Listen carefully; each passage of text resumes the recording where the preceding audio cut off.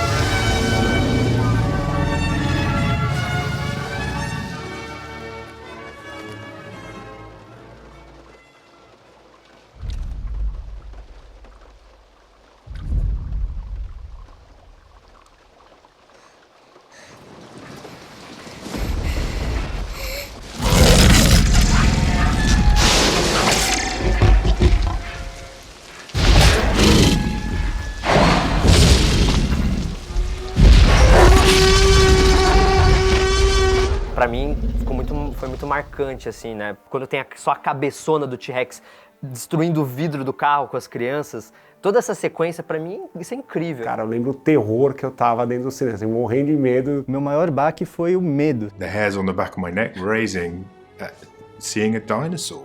Aquele foi um momento na minha vida onde eu realmente falei, caramba, esse bicho existe. When I hear about Jurassic Park, I just think about the total picture of like a world where dinosaurs are real. Because up till that time, they had always been models or paintings or sculptures or something like that. But even to me, who worked on the first two shows, it really seemed as though we had really made those things look like they were really there. And that was just, and I still think of it that way. That is, would be so different than anything that had happened before. My first problem was to redesign dinosaurs in a way that we could look at them as real animals as opposed to monsters. So we incorporated what the new theories are bringing in is that they were more bird-like than lizard-like, much more active. So I took basic designs of Tyrannosaurus Rex and tried to give him more life, leaning forward, running positions, and things like that. I storyboarded every shot of Jurassic Park. I came up with all my shots. I had a little lipstick camera. I put it on a stick, and I had a model car and a model T-Rex, and I had the kids in the car. And I actually found my angles by watching a television monitor. And I'd move the camera around until I liked an angle, and then we would record my camera move. And I put the whole sequence together that way on video, gave it to Phil Tippett. Then he did an entire stop-action carbon copy of the angles I was finding with the live cam. Where's the goat?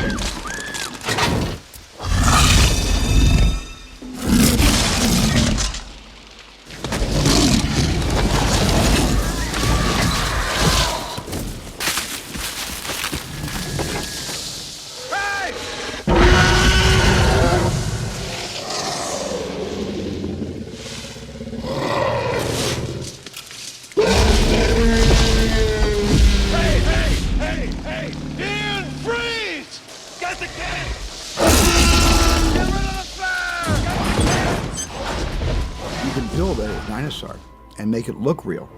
but the people that bring it to life are the puppeteers. And they were the unsung heroes of Jurassic Park 1, 2, and 3. And we had worked out this great telemetry system where we had almost like a replica, and it was exactly in 1/5 scale, so all the movement that we would do would translate to the big one in real time. Yeah, that looks pretty good. It was pretty groundbreaking because it was a real hands-on puppeteering performance. All the puppeteers, we really had to rehearse and become in sync before we started filming. You know, everyone had to know what they were doing and to work in concert. Unfortunately, I didn't know you couldn't pour water on the dinosaurs, so I suddenly decided to do the entire main road attack in rain. And Stan did his funny clearing of his throat. You know, I didn't exactly design these things for water. And I said, well, Stan, what happens if we get them wet? He said, nobody knows.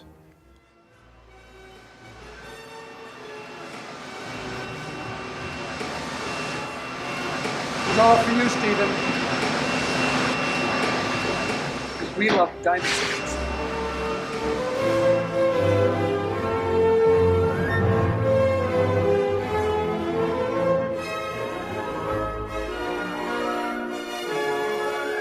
Ultimately didn't represent that many shots. It was like 58 shots total from the first film of like the CG effects.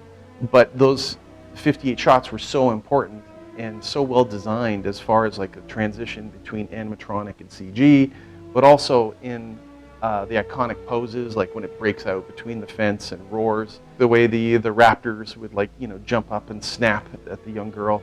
Like so in the whole sequence in the kitchen, there's sort of like these iconic moments Steven created. It's sort of laying a blueprint for what the Jurassic Park movies needed to be as they went along, and also how that technology developed and how the audience got more savvy to what was going on. You know, like the first time they saw it, their minds were blown, and it was sort of like, okay, now what? Now what can we do to sort of like up the ante in terms of like what we've seen before and how can we do it better?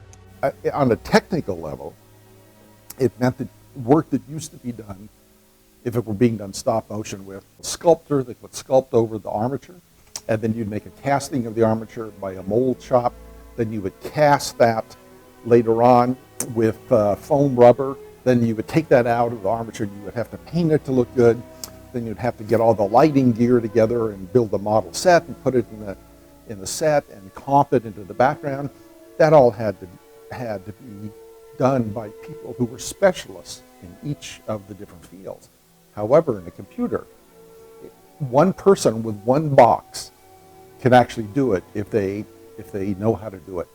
There's no danger involved like there is in carpentry, working with machine shops, or electrocuting yourself, turning on a light or something like that. It's all safe, and it's limited to your imagination. I think that's why it exploded, because a lot of people were kind of interested in this, but when they saw what you could do with it artistically and they saw you could make a living doing it, a lot of kids went right into it and, you know, got, you know, their Macintoshes or whatever they could get at the time, their PCs, got software for it and kind of learned, and that just grew and grew and grew, and it even fueled their imagination. Come on, we gotta get out of here. Now, right now. Go, let's go. Hey, start the engine.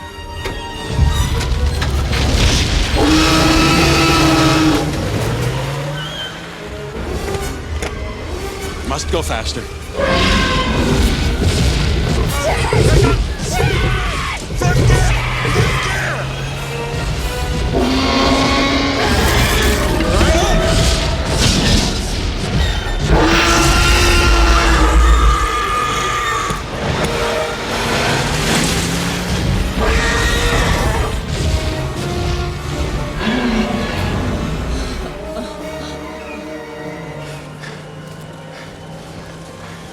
Think they'll have that on the tour? Assistindo ao primeiro filme hoje, a gente consegue entender facilmente que a computação gráfica de Jurassic Park mudou Hollywood para sempre. Mas uma das coisas que poucas pessoas sabem é que Steven Spielberg, o diretor do filme, não queria usar a computação gráfica para recriar os dinossauros. Um dos pontos mais importantes dessa revolução dos efeitos especiais que Jurassic Park fez foi a mistura entre a computação gráfica e os animatrônicos. Isso fez com que as pessoas realmente acreditassem que aquele dinossauro existia.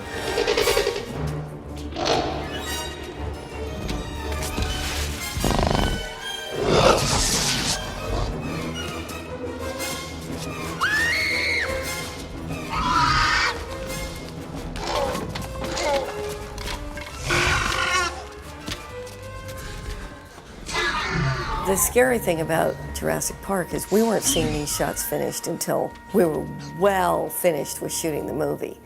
So it wasn't a matter of being able to say, gee, that could be better. Let's go back to Hawaii and redo this shot. We had to rely on the fact that it was going to work.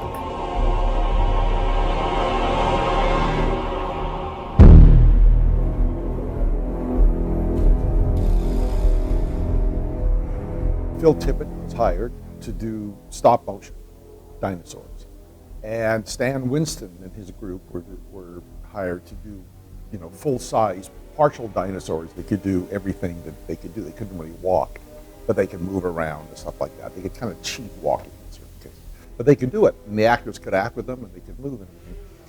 And they said, Steven said, well, I just want, ILM, I want you on the show anyway, just for something. And I'm trying to think, what are we going to do on it? So we were thinking about taking Phil's stop motion or go motion and helping it a little bit to make it look a little smoother.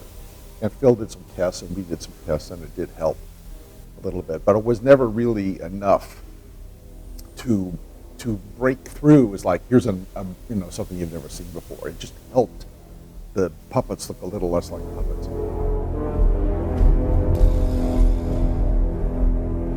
But because we had done T2 before that, we were sort of looking for another project. But when this show came up, in fact, Phil already had the job. I was thinking, what can we do that isn't going to interfere with him and Stan and that we could do, because this is a lot harder than T2. And I thought we could do like maybe a Stampede, something like that, a lot of animals. And at the same time, there were a couple of rebel guys who were really pushing to do like something better, something like a T-Rex or something like that. So they were going on doing that. And I was thinking, well, I don't know if we're ready for that or not. We were working on the Stampede sequence. And when we saw the test that they had done of just a skeleton walking along, it was like the performance was so amazingly smooth, even though it didn't even have skin or anything. It was like, this is really worth pursuing, and we should try it and see if we can do it. But a Spielberg project is incredibly difficult. I mean, you've got to deliver it on time. Everything's got to be real about it, or he's going to be bothered by it. And I didn't know if we were up to doing something like that.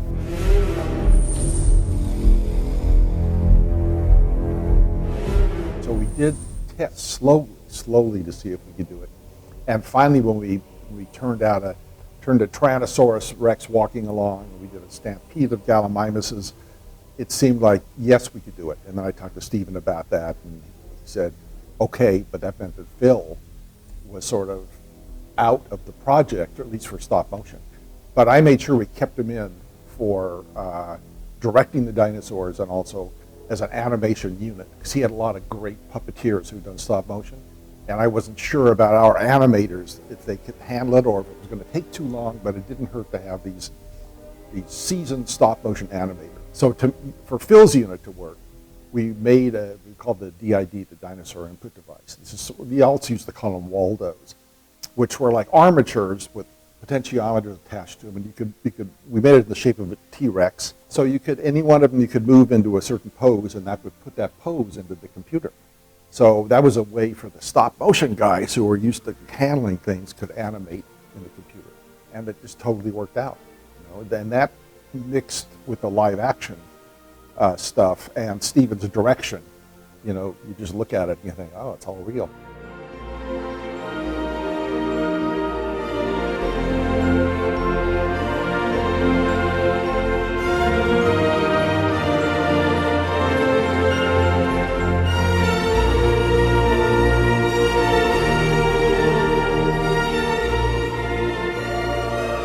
Welcome to Jurassic Park.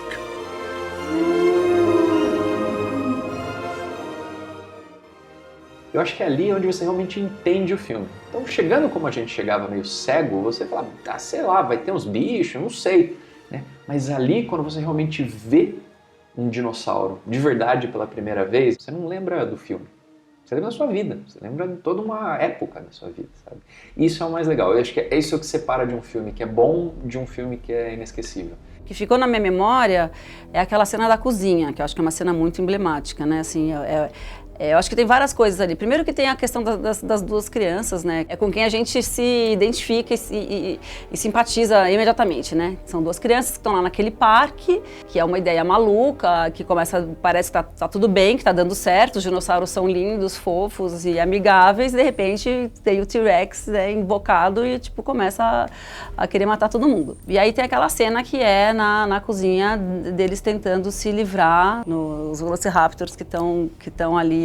E aí tem aquela coisa do jogo de espelhos, porque a cozinha é uma cozinha industrial toda de inox, tem muito susto, e tem, assim, por mais que você saiba que, Spielberg não vai fazer um filme que duas crianças vão ser comidas por Velociraptor, mesmo assim você fica falando, não, cuidado, olha e tal. É aquele frio na barriga que a gente gosta de ver em filme, né? Aquele suspense que fala, eu sei que vai dar tudo certo, mas mesmo assim eu tô aqui super nervosa, né, roendo a unha. Eu lembro do Spielberg ter falado na época que o grande lance do Parque dos Dinossauros é ele misturar uma coisa que tá na nossa imaginação como uma coisa ancestral, né, de milhões e milhões de anos atrás, que não existe mais, né, com coisas atuais, que a gente pode identificar com palpável, né. Quando você coloca um dinossauro do lado de um carro, hoje em dia nem é mais de hoje, né, de 25 anos atrás. Mas enfim, coisa que a gente consegue reconhecer como contemporâneo ou uma cozinha industrial, aquilo tem uma outra coisa na sua imaginação e no seu inconsciente que dá um puta do medo, né?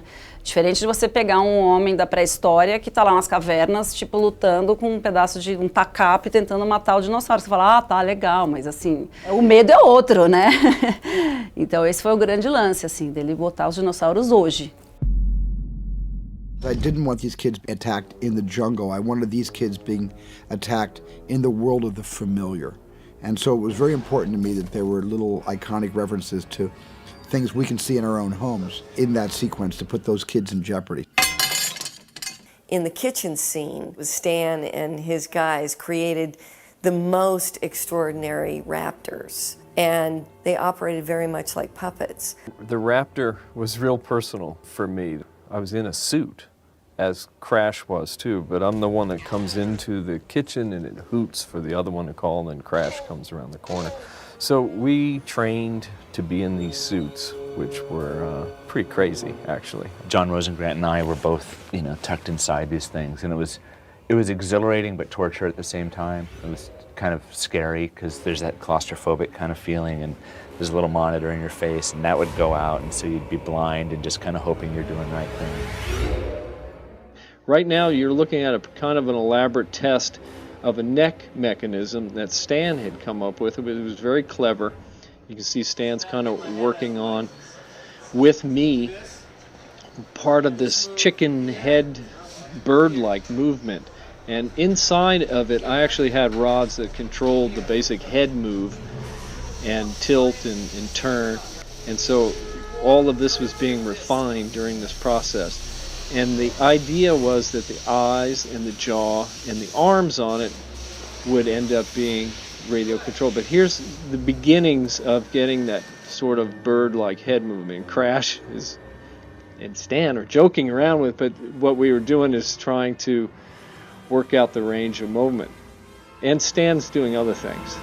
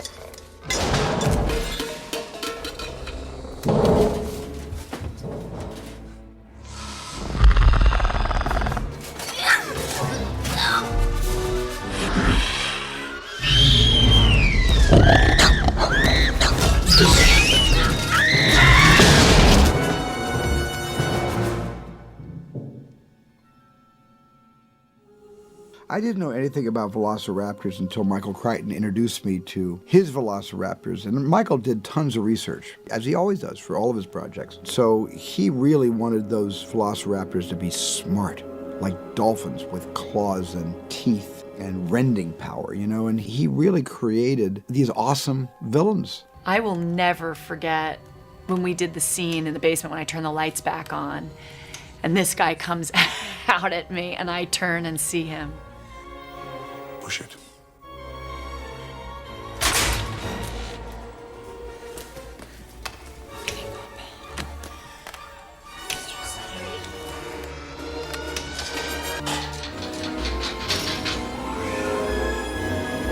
Mr. Hammond, I think we're back in business. I was screaming for my life. And obviously, yes, you know, you're allowing your imagination to be stretched in terms of it being real, but it was very easy to be terrified.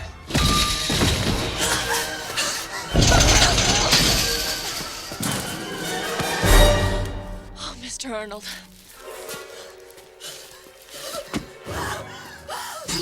I think it's a lot more dramatic to see a Jurassic Park movie than a dinosaur movie with friendly dinosaurs. So if you have a good Jurassic film, you've got danger, you've got spectacle, you know, you've got, you know, emotion. You've got some romance in there maybe, and you've got fascination of looking at it and seeing it. And then you've got the suspense of wondering what the heck's going to happen, you know. And how are you going to get out of this precarious situation? And how could you be so stupid to try something like this in the first place and not learn? Yeah, like that You know, that's right.